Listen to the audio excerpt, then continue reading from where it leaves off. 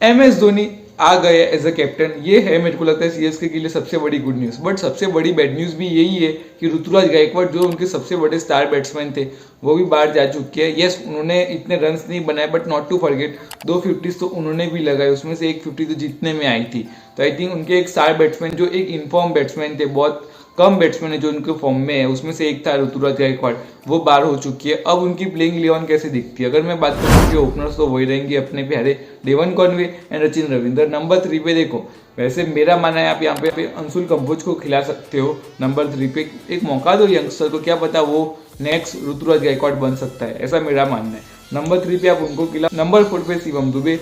Number 5 पे तो अभी भी विजय शंकर ही होंगे, but I hope MS Dhoni as a captain आज नंबर 5 पे आए। नंबर 6 पे विजय शंकर, नंबर 7 पे रविंद्र जाडेजा, नंबर 8 पे रविचंद्रन अश्विन। यहाँ तक तो उनकी बैटिंग हो गई। बाकी बॉलिंग लाइनअप में उनको कुछ खास चेंजेस करने की जरूरत मेरे को नहीं दिखती है, क्योंकि उनके आई थिंक बॉलर सारे अब अच्छे खेल रहे हैं। आई थिंक प्लेइंग 11 में उनको जो एक चेंज करना है वो बैटिंग में करना है। अब अगर मैं बात करूँ सामने वाली यानी KKR, तो KKR में ऐसा कोई बड़े चेंज करने की जरूरत नहीं है। लास्ट मैच में उन्होंने बहुत अच्छा खेला, बट यहाँ पे उनकी सिर्फ एक दिक्कत है, वो है Andre Russell. As a batsman वो बहुत खराब फॉर्म से जा रहे हैं। आई थिंक आंद्रे रसल उनकी थोड़ी दिक्कत बन चुकी है in terms of batting. In terms of bowling ये प्लेयर अभी भी mind is blowing. I mean उससे अच्छा बॉलर डेथ ओवर में मैंने KKR के लिए अभी भी नहीं देखा। वो एक ही यॉर्कर पे यॉर्कर डाल सकता है, जो डिवेन ब्रावो करते थे सीएसके के लिए, वो रसल कर सकते हैं, ऐसा मेरा मानना है। अदरवाइज उनकी बैटिंग लाइनअप तो सॉर्टेड है। एक क्विंटन डिकॉक रन्स नहीं मार रहे तो आप उनके बदले ला सकते हो गुरबाज को, और वैसे भी गुरबाज तो आपके साथ पिछले साल थे ही ना, तो आप एक बार उनको वापस चांस दीजिए। गुरबाज और नारायण से ओपन कराइए, लेफ्ट राइट कॉम्बिनेशन भी हो जाएगा। नंबर 3 पे अजिंक्य रहाणे, नंबर 4 पे वेंकी अय्यर, नंबर 4 पे खिलाइए उनको। नंबर 5 पे मेरे को लगता है अंक्रिस रघुवंशी को आप खिला सकते हो। नंबर 6 पे रिंकू सिंह, नंबर 7 पे काइंड ऑफ मैं कह सकता हूँ आंद्रे रसल। नंबर 8 पे फिर आप एक बैट्समैन को खिलाना चाहते हैं या आप एक बॉलर को, बॉलिंग ऑलराउंडर को, आप पे डिपेंड करते हैं। बाकी 9, 10, 11 तो आपके बॉलर हो ही जाएंगे। वरुण चक्रवर्ती राणा उनके दूसरे फास्ट बॉलर वो स्पेंसन जॉनसन के साथ जाएंगे, और इम्पैक्ट प्लेयर में वैभव अरोड़ा है ही। आई थिंक उनकी काइंड ऑफ बॉलिंग तो बहुत अच्छी है, सेटल है। उनकी बैटिंग भी अच्छी ही है, सिर्फ एक आंद्रे रसल को छोड़कर, और अगर क्विंटन डिकॉक को वो खिलाते तो उनको छोड़कर, अदरवाइज उनकी बैटिंग भी सॉर्टेड है, ऐसा मेरा मानना है। इवन वेंकटेश अय्यर उन्होंने भी रन्स मारना स्टार्ट कर दिया। लास्ट मैच में भी भले वो हार गए, बट उनके तेज 40 आए थे, इसके लिए वो सिर्फ 4 रन से, अदरवाइज वो बड़े मार्जिन से भी हार सकते थे। ये तो रही मेरी प्लेइंग 11 प्रेडिक्शन। जीत कौन सकता है? MS Dhoni as a captain वापिस आए, 100% मेरे को लगता है आज MS धोनी जीतेंगे, और जीते तो अच्छा भी है, क्योंकि सीएसके को एक नया विनिंग मोमेंटम चाहिए। अब अगर मैं बात करूँ कल के match RCB versus Delhi Capitals, कल क्या हुआ? कल वैसे RCB fan, as a RCB fan में बहुत खुश हुआ। KL राहुल ने कल हमको हराया। हम दिल्ली कैपिटल से कल नहीं हारे, KL राहुल से हारे। इस बंदे ने कल जो बैटिंग की, पहले 29 बॉल्स में उसके सिर्फ 29 रन थे। लास्ट के 29 बॉल्स में उन्होंने जो पारी खेली है भाई, गजब लेवल।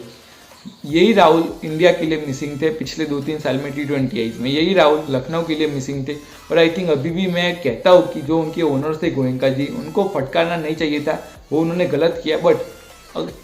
बट सच्चाई में एक बात बोलूँ, उस बंदे के फटकार की वजह से ये राहुल को उसकी कैपेबिलिटीज उसको याद आ गई। उसको पता है कि अब वो क्या कर सकता है। इसने हर मैच में रन बनाए, 3 मैच खेले। पहले मैच में 15 रन मारे, दूसरे मैच में मैच विनिंग 51 बॉल में 77 की इनिंग्स खेली, तीसरे मैच में तो उसने भाई कमाल कर दिया। चेज में तो अभी भी राहुल का कोई जवाब नहीं है। आई थिंक उसकी 74 की एवरेज है, सेकंड बेस्ट। तो कह सकता हूँ कि भाई इस बंदे ने IPL में सच में धूम मचाई है।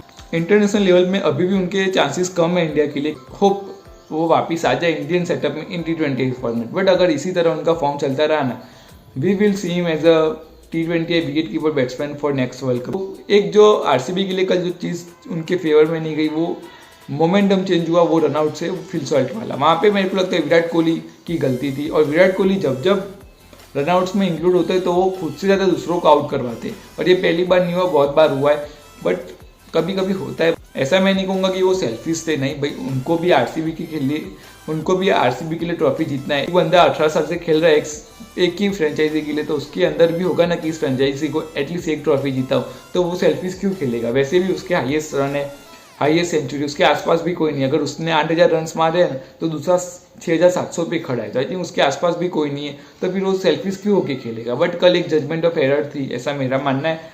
अदरवाइज अगर कल वो एरर ना होती, RCB 200 का स्कोर भी करती, ग्रेटर देन 200 होता, 250 भी पहुंच सकती थी, क्योंकि जिस तरह फिल शॉट बैटिंग कर रहा था, 3 ओवर में 64 रन थे, 6 ओवर के बाद 65 या 66 पे अटक गई। आई थिंक वो एक मोमेंटम। सेकंड, देवदत्त पाडिक्कल, वहाँ पे कल वो फंस गए अगेन। ये देवदत्त पाडिक्कल की एक कमजोरी है, अगर वो 10 बॉल में सेट हो गए तो वो 27 रन 30 रन 10 बॉल में मार सकते हैं, अदरवाइज 10 बॉल में 2-3 रन में भी आउट होंगे और उसकी वजह से मोमेंटम चेंज होगा और उसकी वजह से विराट कोहली कल आउट हुए। अदरवाइज अगर कल देवदत्त पाडिक्कल ने वो कंटिन्यू किया होता तो आई डोंट थिंक सो इतना चिंता करने का विषय था आरसीबी के लिए। ये स्कोर 200 तक पहुंच जाता और लियम लिविंगस्टन कल वो भी फील रहे, but kudos to team David, इस बंदे ने पिछले 3 मैच में से तीनों मैच में रन्स बनाए, फिनिश अच्छा करता है, तो आई थिंक ये एक अच्छी खबर है आरसीबी के लिए। बॉलर्स की बात करूँ, बॉलर्स ने अपना काम ऑलमोस्ट कर दिया था। एक कुणाल पांड्या, मैंने कल भी कहा था कमजोरी है, कमजोरी निकले। सुयश शर्मा, वो भी कमजोरी है, निकले।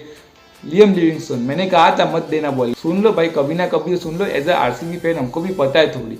अदरवाइज कल रजत पाटीदार की कप्तानी ठीक ठाक रही, कहीं कहीं पे उनके बॉलिंग चेंजेस मेरे को अजीब लगे। जहाँ पे आप हेजलवुड को ला सकते थे, वहाँ पे आपने पार्ट टाइम स्पिनर से बॉल करना ठीक सोचा, ऐसा मेरा मानना है, क्योंकि आपके पास रन्स नहीं थे, आपको अटैक करना चाहिए, ऐसा मेरा मानना था। I hope you like this video. अच्छा लगे तो लाइक करिए, ना अच्छा लगे डिसलाइक करिए, दोनों ऑप्शन आपके पास है। Thank you.